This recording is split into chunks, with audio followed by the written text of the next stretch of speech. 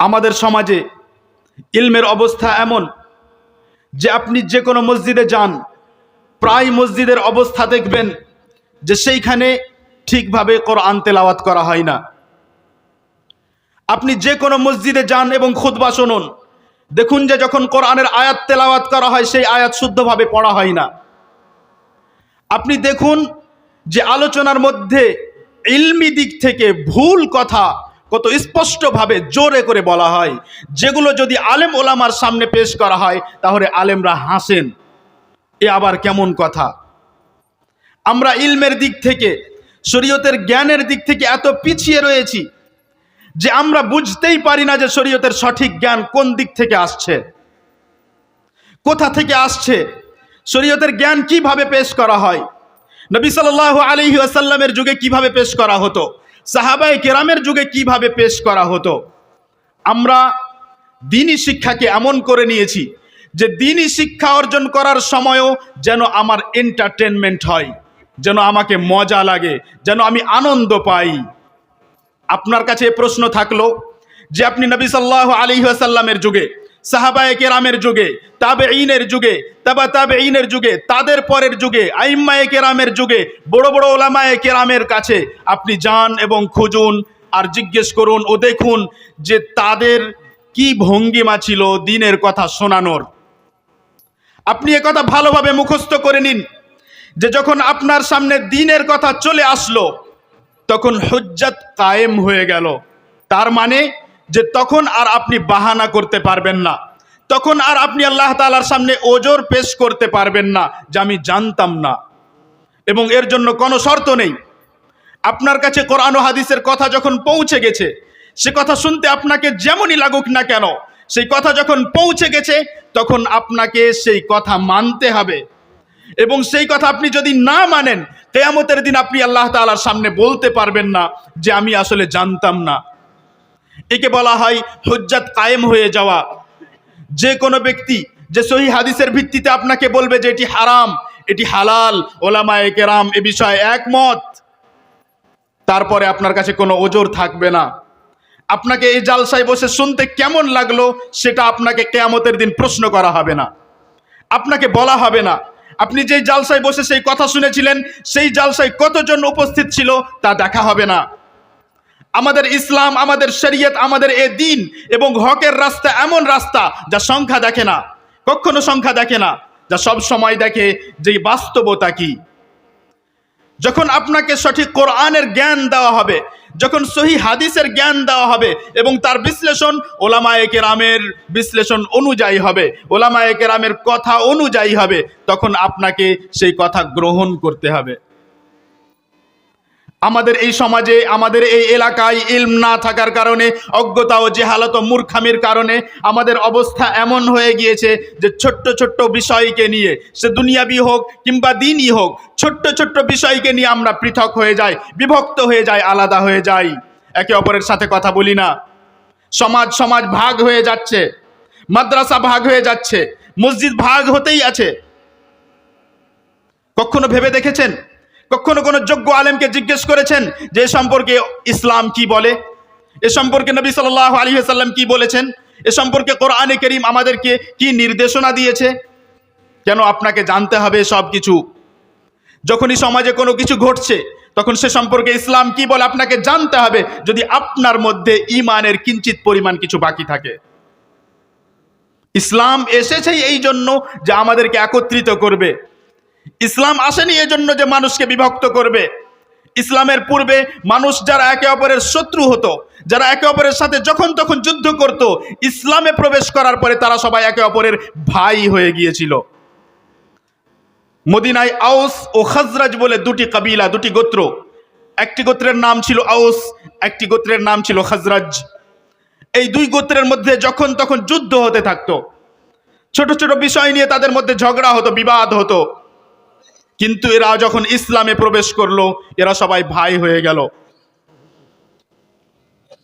আল্লাহ রাব্বুল আলামিন বলেন,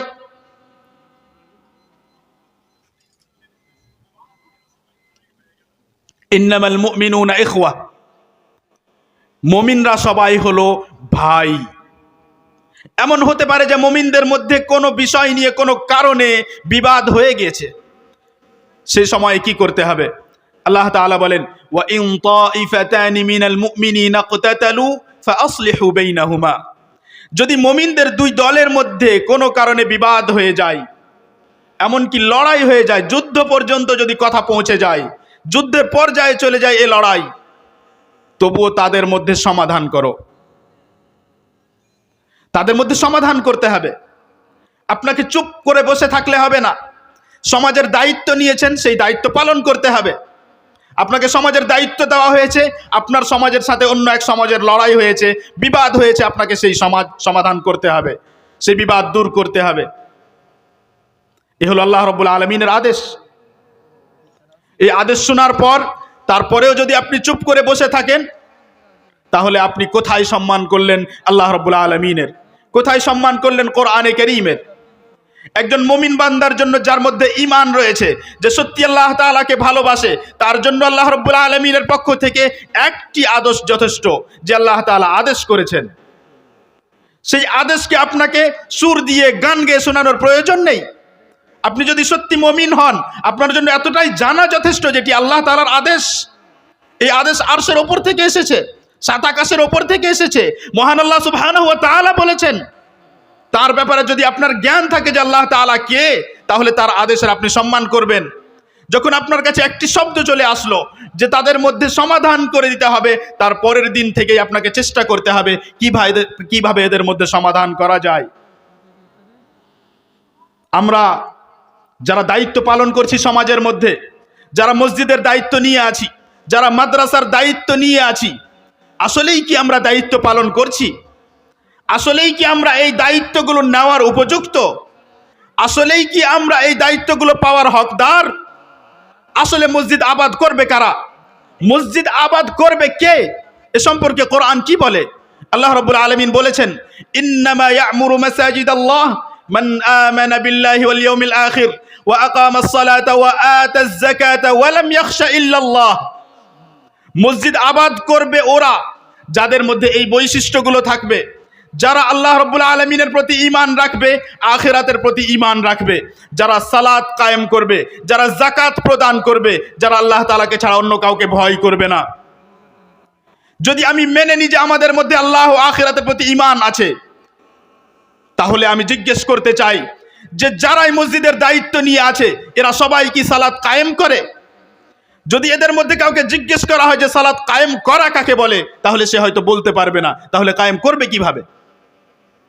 একজন যে সময় মতো সালাত আদায় করে না, সে কখনো সালাত কায়েম করে না।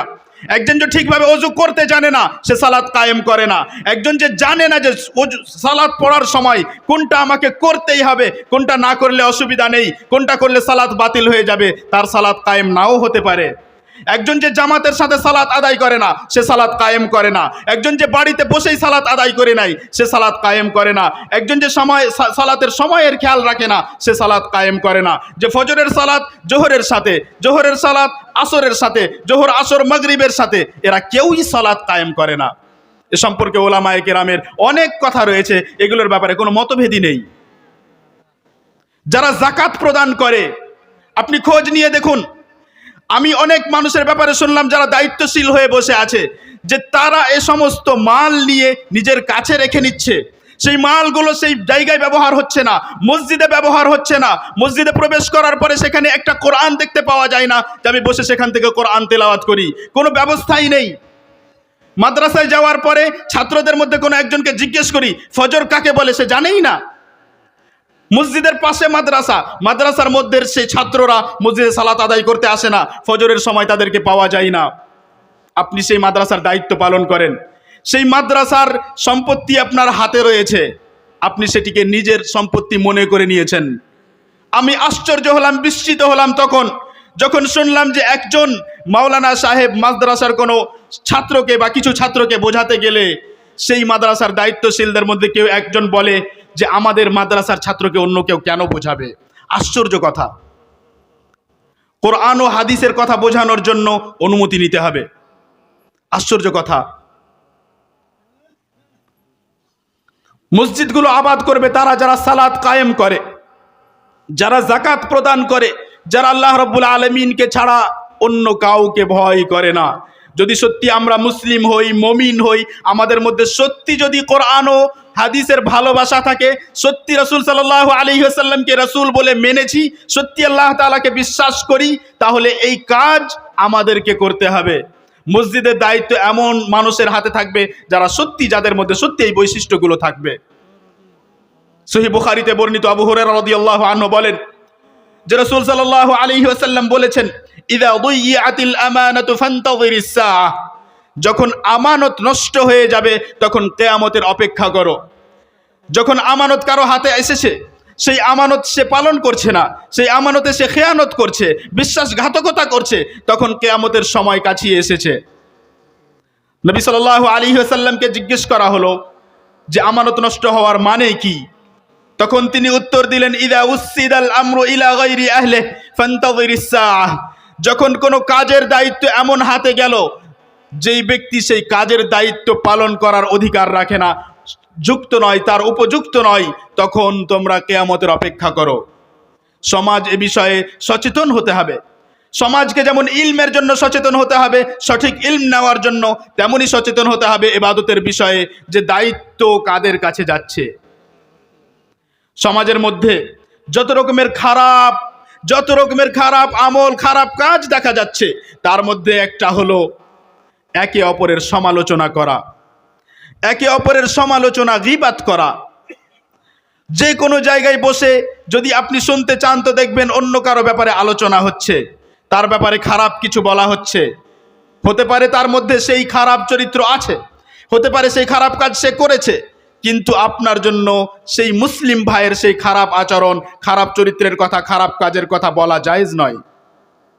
আল্লাহ রাব্বুল আলামিন বলেন, ওয়ালা ইয়াগতাব বা'দুকুম বা'দা আইয়ুহিব্বু আহাদুকুম আন ইয়াকুলা লাহমা আখিহি মাইতান ফাকারিহতুমুহ, তোমাদের মধ্যে কেউ যেন অপরের সমালোচনা না করে, এক মুসলিম যেন অন্য মুসলিমের সমালোচনা না করে, গীবাত না করে, তার ব্যাপারে কোনো খারাপ কথা অন্য কারো সামনে গিয়ে না বলে।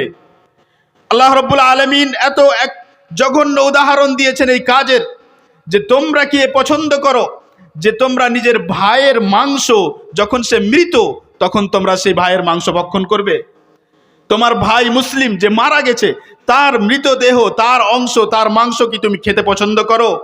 তার মানে যে ব্যক্তি এইভাবে দোকানে বসে, রাস্তায় বসে, বিভিন্ন জায়গায় বসে সমালোচনা করে অন্য মুমিন ভাইয়ের, সে যেন মৃত মাংস খাচ্ছে, সে যেন তার মৃতদেহর মাংস খাচ্ছে।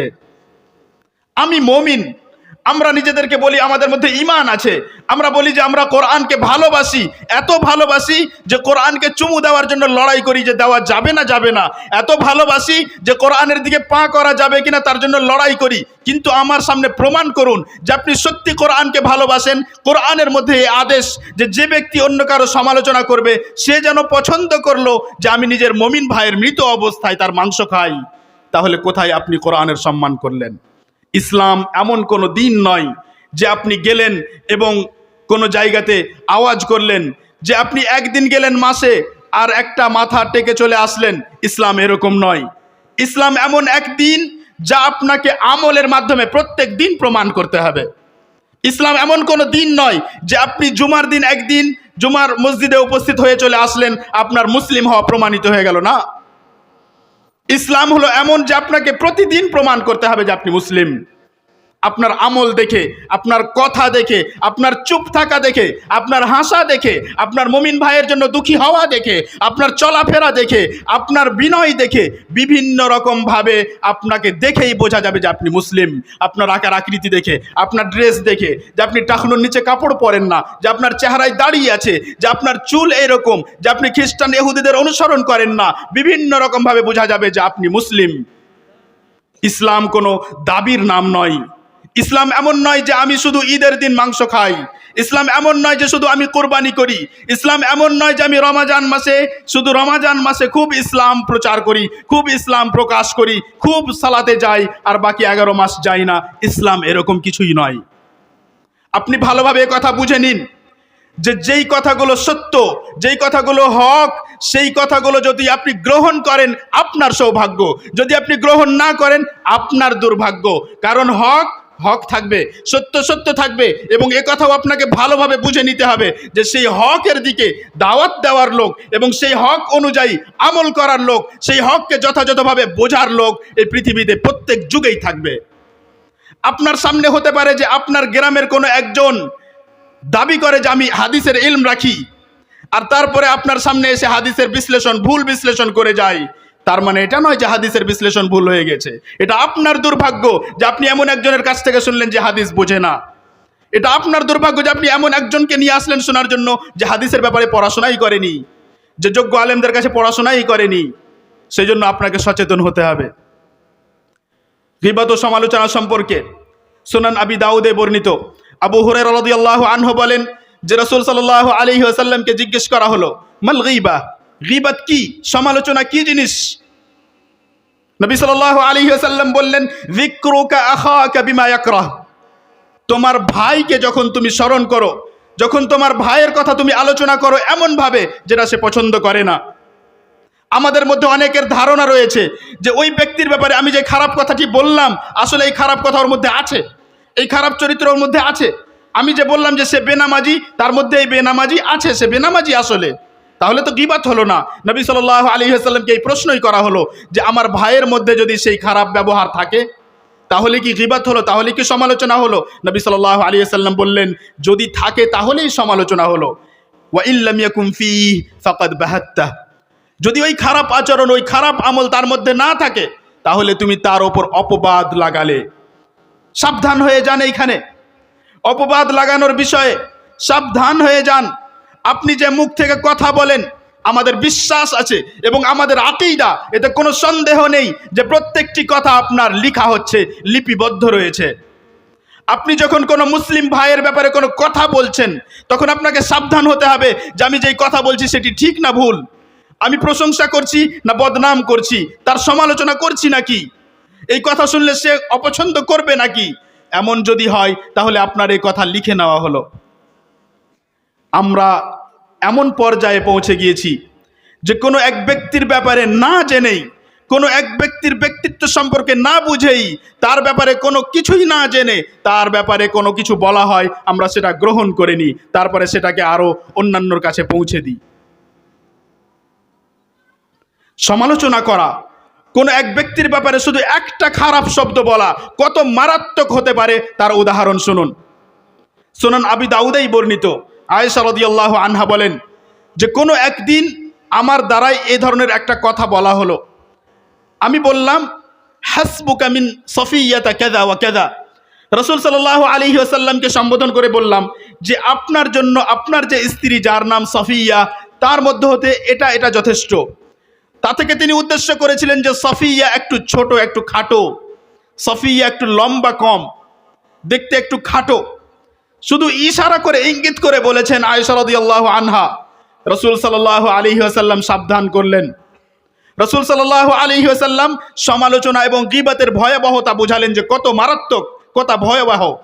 রাসূল সাল্লাল্লাহু আলাইহি ওয়াসাল্লাম বললেন, লাকাদ কুলতি কালিমা লাউ মুজিজাত বিমাইল বাহরি লামাজাজাত, তুমি এত সাংঘাতিক কথা বলেছো যে যদি এই কথা সমুদ্রের মধ্যে ফেলে দেওয়া হতো, সমুদ্রে মিশিয়ে দেওয়া হতো, তাহলে এই কথার কারণে পুরো সমুদ্র প্রভাবিত হয়ে যেত, পুরো সমুদ্র প্রভাবিত হয়ে যেত। এত নোংরা কথা, সমালোচনার এই একটা শব্দ। আমরা দিনে কত মানুষের ব্যাপারে কত রকমের সমালোচনা করি এবং এই সমালোচনা করার কারণে সমাজের মধ্যে কত রকমের খারাপ অবস্থা দেখতে পাওয়া যায়, কত রকমের অসুবিধা দেখতে পাওয়া যায়। সমাজের মধ্যে কিছু মানুষ এমন রয়েছে যারা অন্যের কাছে নিজেকে প্রিয় করার জন্য, অন্যের কাছে নিজেকে ভালো করার জন্য অন্য একজনের কথা নিয়ে এসে তার ব্যাপারে কোনো কিছু জানার পর এর কাছে পৌঁছে দেয়, যাকে বাংলায় কুৎসা করা বলা হয়, চুগলখড়ি করা বলা হয়।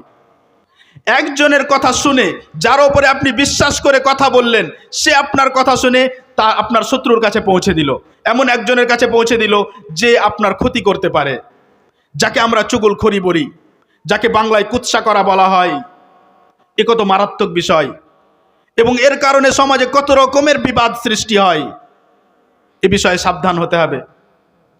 রাসূল সাল্লাল্লাহু আলাইহি ওয়াসাল্লাম দুইটি কবরের পাশ দিয়ে যাচ্ছিলেন।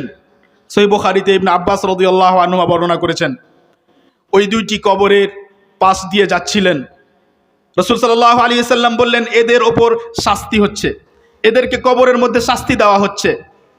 আর তারপরে একটি কবরের ব্যাপারে বললেন, আম্মা হাযা ফাকানা ইয়ামশি বিন নামিমা, এই কবরের মধ্যে যে ব্যক্তি, এই ব্যক্তি চুগলখড়ি করত, কুৎসা করত, তার কারণে তার কবরে তাকে শাস্তি দেওয়া হচ্ছে। রাসূল সাল্লাল্লাহু আলাইহি ওয়াসাল্লাম আরো সাবধান করেছেন। মুসনাদে আহমদের বর্ণিত আব্দুর রহমান ইবনে গুনম বলেন যে রাসূল সাল্লাল্লাহু আলাইহি ওয়াসাল্লাম বলেছেন, শিরারু ইবাদিল্লাহ আল মাশাউন বিন নামিমা আল মুফাররিকুন বাইনাল আহিব্বাহ, আল্লাহ তাআলার বান্দাদের মধ্যে নিকৃষ্টতম বান্দা, সব থেকে খারাপ মানুষ যারা চুগলখড়ি করে, যারা কুৎসা করে, একের কথা নিয়ে অন্যজনের কাছে পৌঁছে দেয়, যারা বন্ধুদের মধ্যে শত্রুতা সৃষ্টি করে, যারা মানুষকে বিভক্ত করে দেয়, তার কোনো উদ্দেশ্য নেই, মানুষকে বিভক্ত করে দিল, একের কথা অন্যজনের কাছে নিয়ে গিয়ে শত্রুতা সৃষ্টি করলো। এই ধরনের মানুষের ব্যাপারে যখন নবী সাল্লাল্লাহু আলাইহি ওয়াসাল্লাম বললেন যে এরা সব থেকে খারাপ মানুষ, এরা নিকৃষ্টতম মানুষ, তখন কি আমাদের জন্য এই কথা যথেষ্ট নয় যে আমরা এই কুৎসা করা থেকে দূরে সরে যাব? আমাদের এ সমাজ যেমন এই ধরনের খারাপ আচরণগুলোর মধ্যে পড়ে আছে, তেমনি আমাদের, বিশেষ করে আমাদের যুবক সমাজ, আমাদের এই যুবক ভাইয়েরা নেশাগ্রস্ত হয়ে গেছে। এবং যুবকদের সাথে সাথে কিছু বয়স্ক, কারণ গুনাহ এমন একটা জিনিস যে গুনাহ আপনার সাথ ছাড়ে না যদি আপনি সত্যি আল্লাহ রাব্বুল আলামিনের কাছে সত্য তওবা না করেন। মানুষের অবস্থা এমন হয়ে গেছে যে তাদের অবস্থা দেখে মনে হয় না, তাদের সিগারেট পান করা দেখে, তাদের আরো অন্য কোনো রকমভাবে নেশা করা দেখে, তাদের ওই নেশাদার দ্রব্যগুলো দোকানে বিক্রি করা দেখে মনে হয় না যে এগুলো হারাম, মনে হয় না যে এ সম্পর্কে কোরআন ও হাদিস কিছু বলেছে। আশ্চর্য কথা, কোরআন ও হাদিস অনেক কথা বলেছে, কিন্তু আপনি শুনবেন তাহলে তো?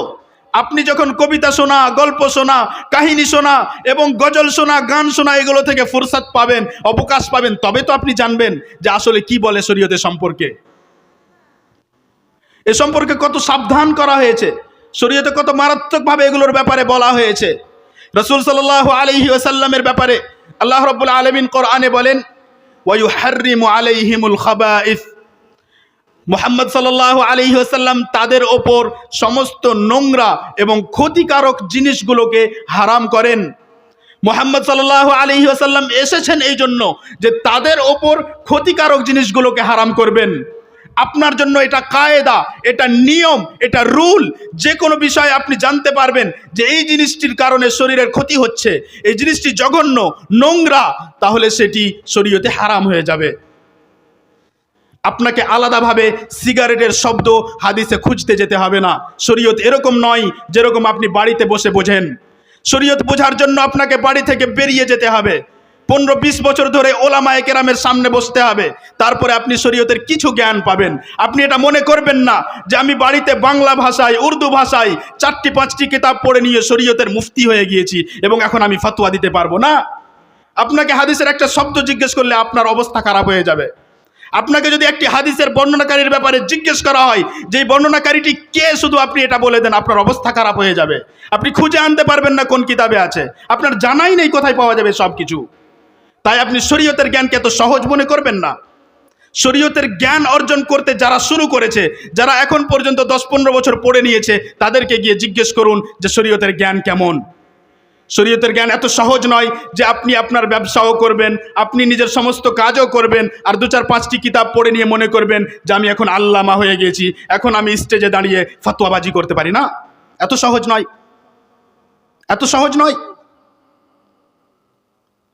আমি সত্য কথা বলি যে আপনি কিতাব উঠান কিংবা আপনি আপনার ছেলেকে পড়ার জন্য পাঠান শরীয়তের ইলম, আর তাকে 20 বছর পরে জিজ্ঞেস করুন, আপনার ছেলেকে যোগ্য একজন আলেম বানান। যদি আপনি আমার এই কথাকে যাচাই করতে চান, আপনি আপনার ছেলেকে একজন যোগ্য আলেম বানান যে বড় বড় ওলামায়ে কেরামের কাছ থেকে ইলম অর্জন করে এসেছে, তারপরে 20 বছর পরে ছেলেকে জিজ্ঞেস করুন যে শরীয়তের ইলম কি এত সহজ যে বাড়িতে বাংলায় 5টি কিতাব পড়ে নিয়ে আমি ফতোয়া দিতে পারবো? তারপরে আমি মানুষকে 3-4টি ইংলিশের বাক্য শুনিয়ে, আয়াতের নম্বর এবং হাদিসের নম্বর শুনিয়ে বিভ্রান্ত করব? আশ্চর্য কথা। আপনাকে কে বলেছে হাদিসের নম্বর বলতে? কে বলেছে আপনাকে আয়াতের নম্বর বলতে?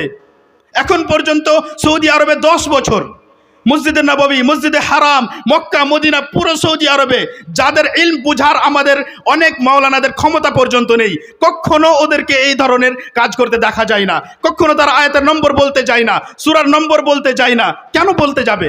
আপনাকে সরাসরি আয়াত পড়ে শুনিয়ে দেবে, কারণ সে আয়াত পড়তে জানে। যারা আপনাকে এইভাবে আয়াতের নম্বর বলে, এদের মধ্যে অনেকে এমন রয়েছে যে হয়তো ঠিকভাবে কোরআনের আয়াত পড়তে পারবে না। এদের মধ্যে অনেক এমন রয়েছে যারা কোরআনের শুধু অনুবাদ পড়েছে বাংলা ভাষায়, উর্দু ভাষায়, ইংরেজি ভাষায়, কিন্তু আসলে কোরআন ঠিকভাবে পড়তে পারবে না। হাদিসের শব্দ, হাদিসের পুরো লাইনগুলো ঠিকভাবে পড়তে পারবে না। আপনি হাদিস পড়াকে সহজ মনে করবেন না। আপনি কোনো হাদিসের ক্লাসে যান এবং ছাত্রদেরকে জিজ্ঞেস করুন যে যতজন ছাত্র বসে থাকে ওই হাদিসের ক্লাসে, ওদের মধ্যে প্রত্যেকজন হাদিস পড়ার জন্য প্রস্তুত হয় না। আপনি ইলমকে এত সহজ কখনো মনে করবেন না। আপনি বাড়িতে বসে বসে ইলমকে সহজ মনে করে নিলে সহজ হয়ে যাবে না।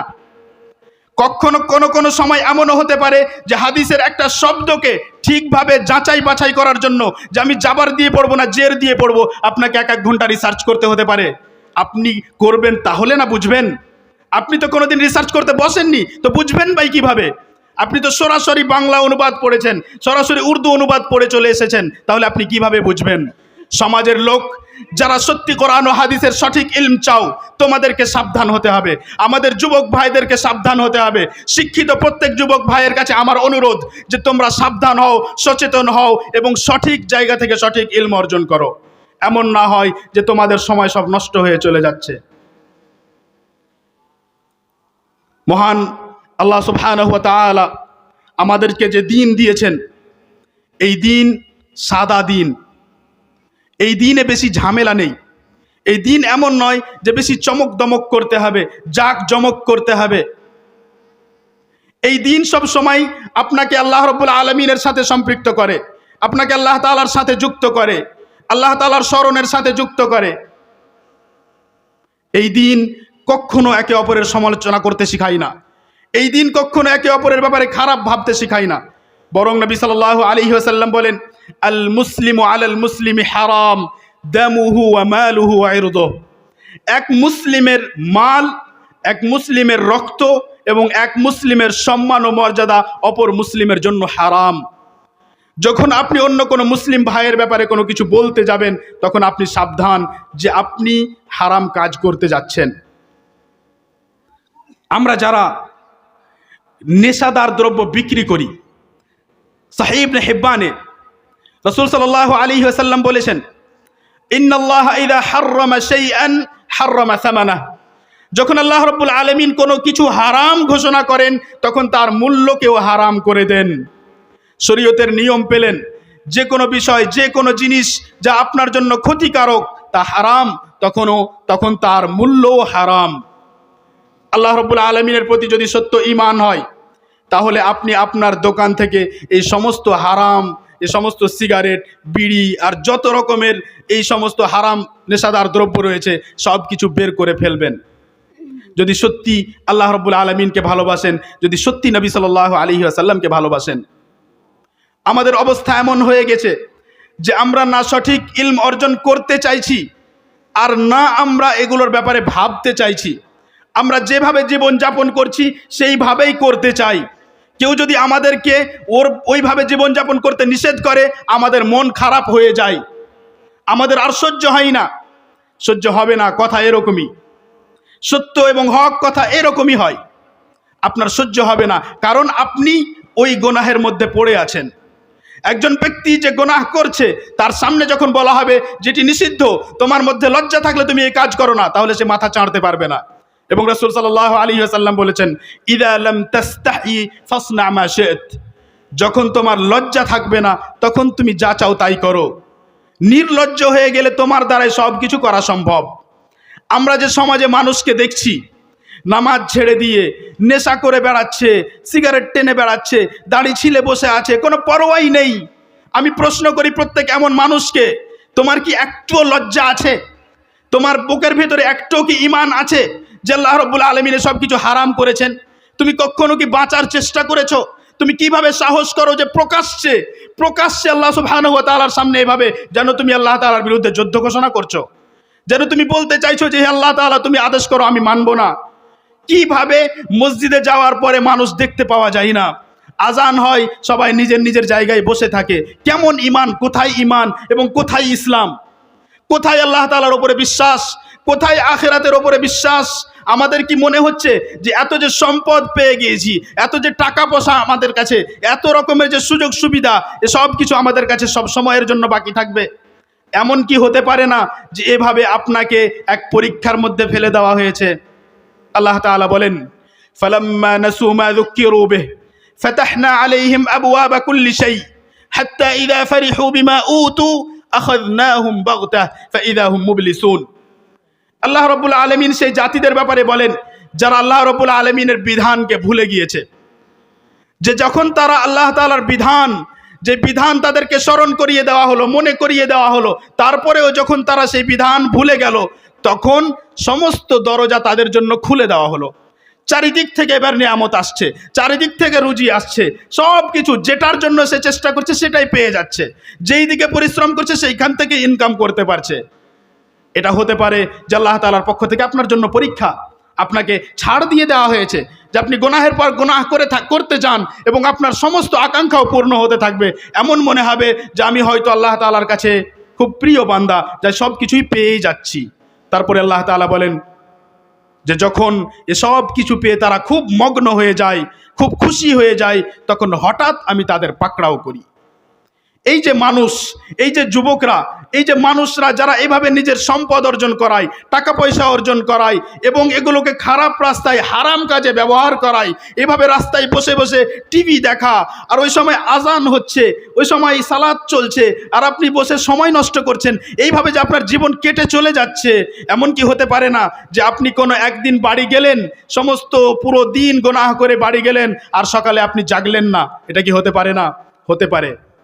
আল্লাহ রাব্বুল আলামিন বলেন, আফা আমিনা আহলুল কুরা আন ইয়াতিয়াহুম বাসুনা বায়াতান ওয়া হুম নাঈমুন আও আমিনা আহলুল কুরা আন ইয়াতিয়াহুম বাসুনা দুহান ওয়া হুম ইয়ালআবুন আফা আমিনু মাকরাল্লাহ ফালা ইয়ামানু মাকরাল্লাহি ইল্লাল কওমুল খাসিরুন। যখন এরা রাত্রে গুনাহের পর গুনাহ করে গিয়ে রাত্রে ঘুমায়, এরা কি নিশ্চিত হয়ে গেছে? এরা কি নিশ্চিত? এদের কি কোনো চিন্তা নেই? এরা কি নিশ্চিন্ত হয়ে গেছে যে আল্লাহ রাব্বুল আলামিনের শাস্তি এদের কাছে রাত্রিবেলায় আসে যখন তারা ঘুমিয়ে থাকে? এই ঘুমন্ত অবস্থায় আল্লাহ তাআলার পক্ষ থেকে কোনো শাস্তি আসে, এ বিষয়ে কি এরা নিশ্চিন্ত হয়ে গেছে যে না এরকম হতে পারে না? কিংবা দিনের বেলা সকালে যখন তারা খেলাধুলা করে, যখন আনন্দ ফুর্তি করে, তখন আল্লাহ রাব্বুল আলামিনের পক্ষ থেকে কোনো তার উপরে শাস্তি চলে আসে? এরা কি এ বিষয়ে নিশ্চিন্ত হয়ে গিয়েছে? এরা কি আল্লাহ রাব্বুল আলামিনের তাদবীর, আল্লাহ রাব্বুল আলামিনের যে মানুষের সাথে ব্যবহার, যারা আল্লাহ রাব্বুল আলামিনের সাথে ধোঁকাবাজি করে, তা থেকে কি এরা নিশ্চিন্ত হয়ে গিয়েছে? আল্লাহ রাব্বুল আলামিনের তাদবীর হতে, তার পরিকল্পনা হতে, তার পরিচালনা হতে শুধু তারাই নিশ্চিন্ত হয় যারা আসলে ক্ষতিগ্রস্ত। যখন আপনি সারাদিন গুনাহ করার পরে রাত্রে গিয়ে ঘুমিয়েছেন, তখন আপনাকে স্মরণ করা উচিত যে সারাদিনের আমল আপনার আল্লাহ রাব্বুল আলামিনের কাছে পৌঁছে গিয়েছে। এবং সারাদিন যতক্ষণ আপনি গুনাহ করতে থেকেছেন, যে কোনো গুনাহ করুন না কেন, বাড়ির মধ্যে করুন, বাইরে করুন, মেয়ে ছেলে হোক আর পুরুষ হোক, বয়স্ক হোক আর যুবক হোক, আপনি যেই রকমই গুনাহ করুন না কেন, প্রত্যেক গুনাহ আল্লাহ রাব্বুল আলামিন দেখতে থেকেছেন, প্রত্যেক গুনাহ আল্লাহ রাব্বুল আলামিন আপনার শুনেছেন, প্রত্যেক কাজের ব্যাপারে আল্লাহ তাআলা জানেন। আমরা কোনো কিছু দেখতে পাই, কিন্তু যদি আর চলে আসে দেখতে পাই না, কিন্তু আল্লাহ সুবহানাহু ওয়া তাআলার জন্য কোনো আর নেই। কখনো এই কথা স্মরণ করেছেন? যখন আপনি টিভির দিকে চোখ করে ওই দোকানে বসে থাকেন, তখন কি আপনি ভেবেছেন যে আল্লাহ রাব্বুল আলামিনের যে দেখার শক্তি, আপনার চোখের শক্তির থেকে তার দেখার শক্তি বেশি? আপনার চোখের দৃষ্টি যতক্ষণে ওই টিভির স্ক্রিন পর্যন্ত যাবে, তার আগে আল্লাহ রাব্বুল আলামিন আপনাকে দেখছেন। আপনি কখনো ভেবেছেন এই কথা? আপনি যে নিজেকে বলেন যে আমি আল্লাহ তাআলার প্রতি বিশ্বাস রেখেছি, আপনি কি জানেন যে আল্লাহ রাব্বুল আলামিনের নাম আল বাসীর, যিনি সব কিছু দেখতে পারেন, যিনি আমাকে এই সময় দেখছেন? সেই ঈমান নিয়ে কি আপনি ওই চায়ের দোকানে বসে টিভি দেখছেন? সেই ঈমান নিয়ে কি সেই দোকানদার ভাই আমার টিভি অন করেছে? সেই ঈমান কি তার মধ্যে তখন আছে যে আমি যেই উলঙ্গ, আমি যেই অশ্লীল সব কিছু দেখাচ্ছি, যারা বসে দেখছে এ সব কিছু আল্লাহ তাআলা দেখছেন? আপনার এই ঈমান যদি থাকে তাহলে আপনি এই কাজ করতে পারবেন না। আর আপনার দ্বারাই ভুলবশত যদি কোনো সময় হয়ে যায়, আপনি হাজারবার তওবা করবেন, আফসোস করবেন, কষ্ট পেতে থাকবেন আমি কত বড় গুনাহের কাজ করলাম। কিন্তু আমাদের অবস্থা দেখে কি এরকম মনে হয়? আপনি ফজরের সময় বের হন, বরং ফজরের আগে বেরিয়ে যান। আপনি মসজিদের দিকে যাবেন, দেখবেন কত মানুষ নিজের দোকানে ব্যস্ত, নিজের কাজে ব্যস্ত, কিন্তু সেই ব্যক্তিকে মসজিদে পাবেন না। জুমার সালাত পড়ে এসে বেরিয়ে কোনো এক দোকানে প্রবেশ করি, তাকে জিজ্ঞেস করি, সে বলে আমি জুমার সালাত পড়তে যাইনি, সে নিজের কাজে ব্যস্ত আছে। এ কেমন মুসলিম? কোথায় এর মধ্যে আল্লাহ তাআলার বিশ্বাস? কোথায় ভয়? কোথায় তার ঈমান যে আমাকে মরতে হবে, আমাকে পৃথিবী ছেড়ে যেতে হবে? প্রশ্ন হলো যে আমরা কোন জিনিসের অপেক্ষা করছি? আল্লাহ রাব্বুল আলামিন আসমানের কোনো একটা অংশ ভেঙে দিয়ে আমাদের ওপরে ফেলে দিবেন তার অপেক্ষা করছি, নাকি কোনোদিন হঠাৎ জমিনের মধ্যে কোথাও আমরা ধসে ভিতরে ঢুকে যাব তার অপেক্ষা করছি? কিসের অপেক্ষা করছি আমরা? কখন নিজেকে পরিবর্তন করব আমরা? কখন নিজেকে পরিবর্তন করব? কতদিন আর বক্তব্য শুনতে হবে? কোন ব্যক্তি এখানে জানে না যে দাড়ি কাটতে হবে না? কোন ব্যক্তি জানে না যে সিগারেট খাওয়া হারাম? কোন ব্যক্তি জানে না যে তামাক হারাম? কোন ব্যক্তি জানে না? আর যে জানে না সে জানার চেষ্টা করে না কেন? তাকে জানতে হবে, কারণ সে ওই কাজ করতে যাচ্ছে, সেই কাজ করার পূর্বে তাকে জানতে হবে। আশ্চর্য, যখন কিয়ামতের দিন আপনি আল্লাহ রাব্বুল আলামিনের কাছে উপস্থিত হবেন, আপনি বলতে পারবেন না যে আমার বয়স শুধু 25 বছর ছিল। আপনি কি দেখেন না যে কোনো এক যুবক ভাই বাইক নিয়ে যায়, তার বয়স মাত্র 22 বছর, 25 বছর, তার মৃত্যু হয়ে যায়? আপনি বলতে পারবেন যে সে কিয়ামতের দিন আল্লাহ রাব্বুল আলামিনকে বলবে আমি আসলে যথেষ্ট সময় পাইনি? না। যখন সে বালেগ হয়ে গিয়েছে, প্রায় সাবালক হয়ে গিয়েছে, 15 বছর, যখন থেকে তার ওপরে সালাত, সিয়াম, হজ, যাকাত সব ফরজ হয়ে গিয়েছে, তারপরে সে যদি 1 বছরও বাঁচে, 2 বছরও বাঁচে, সে কিছুদিন আমল করার সময় পেয়েছে, তার সময় অতটাই ছিল, ততটারই ব্যাপারে তাকে জিজ্ঞেস করা হবে। তার মধ্যে যদি সে একটি সালাত ছেড়ে দিয়ে আল্লাহ রাব্বুল আলামিনের কাছে উপস্থিত হয়, তাহলে সে কবিরা গুনাহ করে গেল, এবং কবিরা গুনাহের কারণে একজন ব্যক্তি জাহান্নামে যেতে পারে। আহলুস সুন্নাহ ওয়াল জামায়াতের আকীদা, যাতে কোনো মতভেদ নেই যে বড় গুনাহ করে কোনো ব্যক্তি মারা গেলে সে জাহান্নামে যেতে পারে। শুধু একটি নামাজের কথা বললাম। আপনি দিনের পর দিন নামাজ ছেড়ে যাচ্ছেন, আপনার জ্ঞান কোথায়? আপনার ব্রেনে, আপনার মাথার মধ্যে জ্ঞান আছে কিনা আমি বুঝতেই পারি না। আপনি কোথায় জ্ঞানী? কোথায় নিজের জ্ঞান ব্যবহার করেন? কিভাবে নিজেকে আপনি শিক্ষিত বলেন? কিভাবে নিজেকে শিক্ষিত বলেন? আপনার আকার আকৃতি নবী সাল্লাল্লাহু আলাইহি ওয়াসাল্লামের মতো নয়, আপনার আকার আকৃতি সাহাবায়ে কেরামের মতো নয়। আপনার বাড়ি থেকে আপনার ছেলে কিভাবে বের হয়, সে সালাত আদায় করে কিনা, তার ব্যাপারে আপনার কোনো খোঁজ খবর নেই। আপনার মেয়ে, আপনার বোন বাড়ি থেকে বেরিয়ে যায়, কোথায় যায়, কি অবস্থায় যায়, পর্দা করে যায় না, সে ব্যাপারে আপনার কোনো খোঁজ খবর নেই। কোথায় আপনার বিশ্বাস আল্লাহ রাব্বুল আলামিনের ওপর? এখনো যদি ফিরে না আসি, তাহলে কখন ফিরে আসব? আপনাদেরকে এভাবে ওলামায়ে কেরাম বোঝাতেই থাকবেন, কিন্তু আমাদেরকে নিজেদেরকে চেঞ্জ হতে হবে, নিজেদেরকে পরিবর্তন করতে হবে। অন্য কোনো মানুষকে দেখে লাভ নেই। আপনি ভিড়ের মধ্যে খুশি থাকার চেষ্টা করবেন না যে আমার সাথে অনেক বন্ধু বান্ধব আছে। আল্লাহ রাব্বুল আলামিন বলেন, আল আখিল্লাউ ইয়াউমাইযিন বা'দুহুম লিবা'দিন আদুউন ইল্লাল মুত্তাকিন। কিয়ামতের দিন যারা মুত্তাকি, যারা পরহেজগার, যারা একে অপরের বন্ধু হয়েছিল, আল্লাহ রাব্বুল আলামিনকে ভয় করে, এরা ছাড়া কিয়ামতের দিন কেউ কারো বন্ধু থাকবে না। আপনি এখানে মনে করবেন না যে একসাথে মোবাইলে বসে 4 যুবক ভাই যে মোবাইলে একসাথে বসে কোনো গুনাহের কাজ করছি, তার জন্য আমাদের মধ্যে বন্ধুত্ব। আমরা যে একসাথে গুনাহের কাজ করি, তার জন্য আমাদের মধ্যে বন্ধুত্ব কিয়ামতের দিন টিকবে না। কিয়ামতের দিন কোনো বন্ধুত্ব টিকবে না, শুধু ঈমান ভিত্তিক বন্ধুত্ব টিকবে। তাই আপনি এই ধোঁকার মধ্যে থাকবেন না যে সবাই তো করছে, মসজিদে আবার কজন যায়। আপনি এই থিওরি ভালোভাবে মুখস্থ করে নিন, এ কথা ভালোভাবে মুখস্থ করে নিন যে সংখ্যা কখনো ইসলাম দেখেনি, বরং আপনি সব জায়গায় পুরো কোরআনে কারীম পড়ুন, সব জায়গায় পাবেন ওয়া কালিলুম মিন ইবাদিয়াশ শাকুর ওয়ালাকিন্না আকসারাহুম লা ইয়ালামুন ওয়া কালিলুম মা হুম। সব জায়গায় পাবেন যে হকপন্থী, যারা শুকর আদায় করে, যারা ভালো মানুষ, যারা ঈমান ঠিকভাবে বোঝে, যারা ঠিক আমল করে, এদের সংখ্যা কম। এইখান থেকে প্রমাণিত হয় যে কখনো নিজের কথাকে ঠিক বলার জন্য, আমি খুব ভালো এ কথা প্রমাণ করার জন্য সংখ্যা দেখাতে যাবেন না।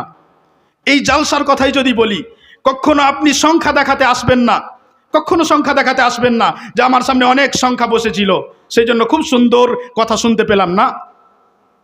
এটা কোন রকমের মানদণ্ডই নয়। আপনি কোথাও কোরআন হাদিস থেকে প্রমাণ করতেই পারবেন না। এটা আপনার নিজের মানদণ্ড, যা আপনি বাড়িতে বসে নিজে নিজে মাথার মধ্যে বানিয়ে নিয়েছেন, যা আপনি কখনো আলেম ওলামার সামনে পেশ করতে পারবেন না যে যদি সংখ্যা বেশি হয় তাহলে সফল কাম হয়ে গেলাম। না, বরং খাঁটি জিনিস, ভালো কথা শুনবে ও বলবে এরা সব সময় কম। ঈমান অনুযায়ী সঠিকভাবে আমল করবে এরা সব সময় কম থেকেছে, নবী সাল্লাল্লাহু আলাইহি সাল্লামের যুগ থেকে নিয়ে এখন পর্যন্ত, বরং তার আগেও প্রত্যেক যুগেই। আমরা যারা এখন পর্যন্ত ইসলামের বিধানকে যেন পায়ের তলে রেখে চলে যাচ্ছি, নিজের ছেলেদের ব্যাপারে, মেয়েদের ব্যাপারে, ভাই বোনের ব্যাপারে এবং নিজের আমলের ব্যাপারে, সমাজের বিষয়ে যারা দায়িত্বশীল তারা নিজেরা যত রকমের ইসলামের বিধিবিধান আছে এ সমস্ত বিধানকে আমরা কিভাবে নষ্ট করছি, আমরা যারাই করছি তাদের সবাইকে সাবধান হতে হবে।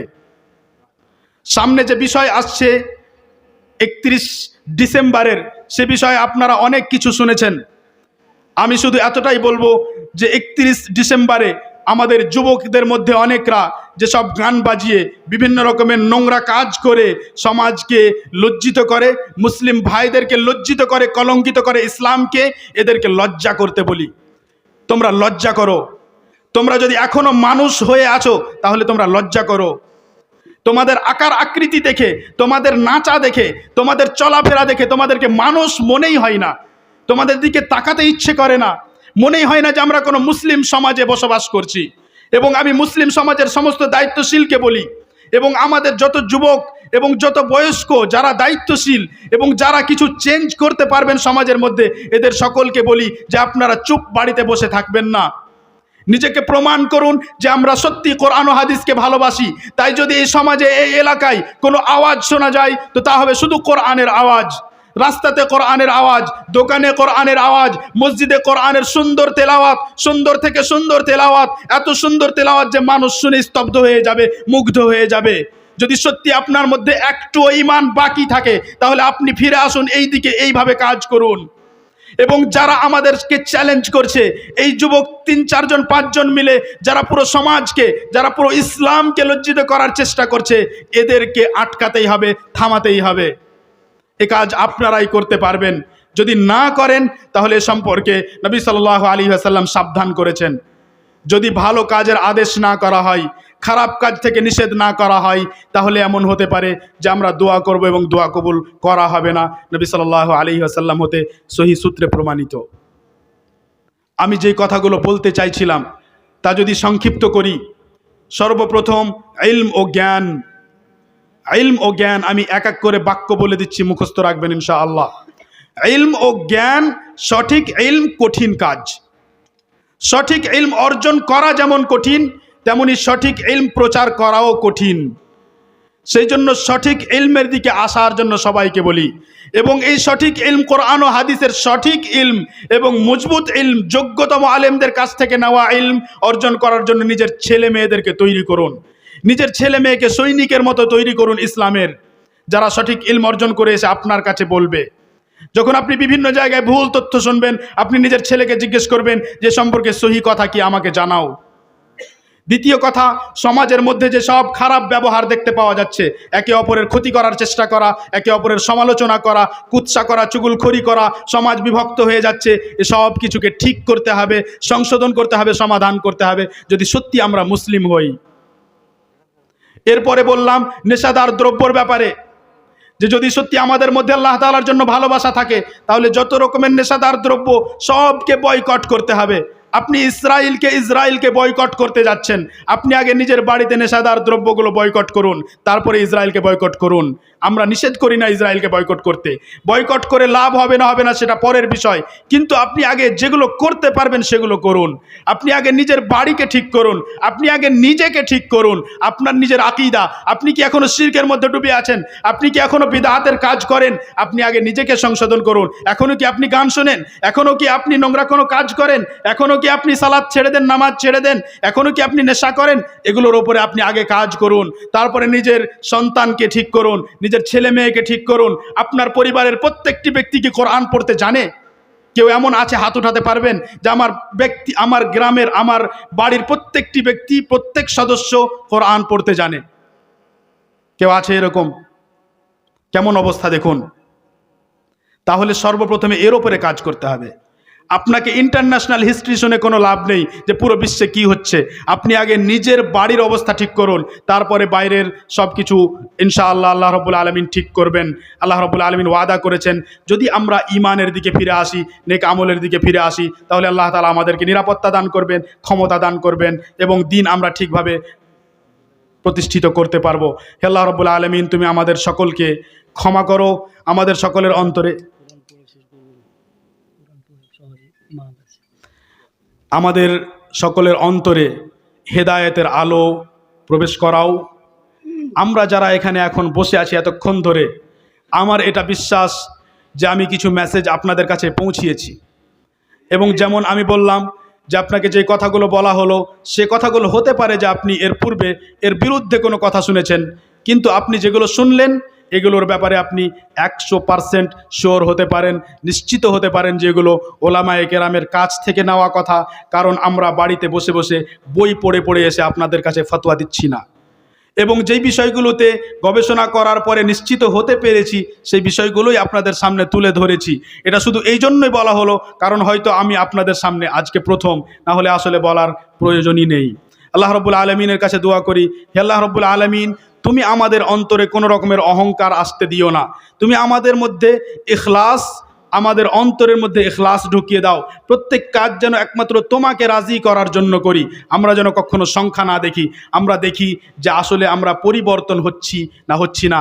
আমরা যেন এটা না দেখি যে জালসায় বসে বা মজলিসে বসে শুনতে কত মজা লাগলো, শুনতে কত ভালো লাগলো, বরং আমরা যেন এটা দেখি যে কি কি শিখতে পারলাম এবং তারপরে কোন কোন বিষয়ের ওপরে গিয়ে আমল করতে পারলাম। আর যদি আমরা আনন্দ নিতে চাই, আওয়াজের আনন্দ, তাহলে আওয়াজের আনন্দ নিতে হবে কোরআনের তেলাওয়াতের মাধ্যমে। আর সেই তেলাওয়াতের জন্য আমাদেরকে মসজিদের ব্যবস্থা ঠিক করতে হবে, মসজিদের যোগ্য আলেম রাখতে হবে, যোগ্য ভালো তেলাওয়াত করতে পারে এই ধরনের ইমাম রাখতে হবে, যে কোরআনের হাফেজ এই ধরনের ইমাম রাখতে হবে, যার তেলাওয়াত শুনে আপনাকে সালাতেও মনোযোগ আপনি পাবেন এবং সালাত পড়তে ভালো লাগবে। আপনাকে মসজিদ ব্যবস্থা এমন করতে হবে যে যেন সেই তেলাওয়াতের আওয়াজ শুনতে আপনাকে ভালো লাগে।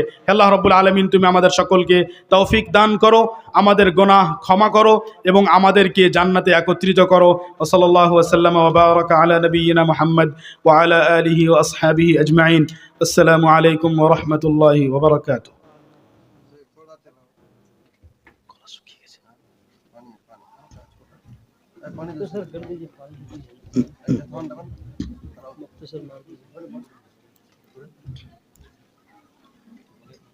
বলে শেষ হয়নি, বলে দেন মাইকে উঠে গেল সময়। ভিডিও ছাড়লে ভিডিও লাইভ করে দিই তো।